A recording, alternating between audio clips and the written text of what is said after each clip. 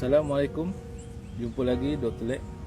Sembang biasa, ilmu luar biasa.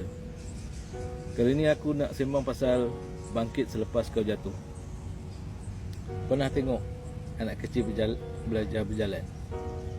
Mula-mula jatuh, bangun, jatuh lagi, bangun lagi. Kadang menangis, kadang lutut berdarah, kadang terus baring sebab penat. Tapi esoknya, lepas kau pujuk, dia bangun balik. Langkah tetap dia cuba lagi. Tak ada siapa yang kata, alah kau nak, tak payah berjalan lah, duduk je lah. Tak ada kan? Sebab apa? Sebab semua orang tahu, jatuh tu proses, bukan pengakhiran.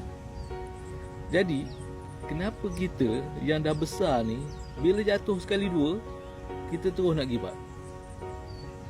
Bangkit sekali, hebat. Bangkit dua kali, kuat. Bangkit berkali-kali, itu luar biasa. Dan itu realiti hidup. Ramai orang sangka, kalau kita jatuh lagi lepas bangkit, maksudnya kita gagal. Tak.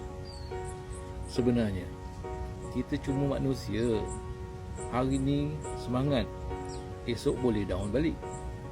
Ada masa kita rasa boleh buat semua, esoknya nak bangun pun susah.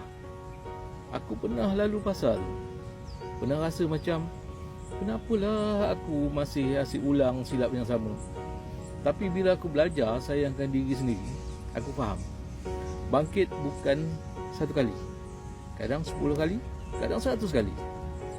Selagi kau tak berhenti, kau belum kalah. Selagi hati kau masih ada api, walaupun kecil, kau masih boleh bangkit. Jangan ukur kejayaan dari berapa kali jatuh. Ukur berapa kali kau tak pernah putus asa. Bila rasa macam gagal, ingat balik waktu kita belajar berjalan dulu. Badan kecil, tapi semangat besar. Kaki goyang, tapi hati kuat. Jadi, bila hidup buat kita jatuh, bangkitlah semula. Macam kita pernah buat dulu, walau kita tak ingat, kan? Tapi jiwa kita masih ingat.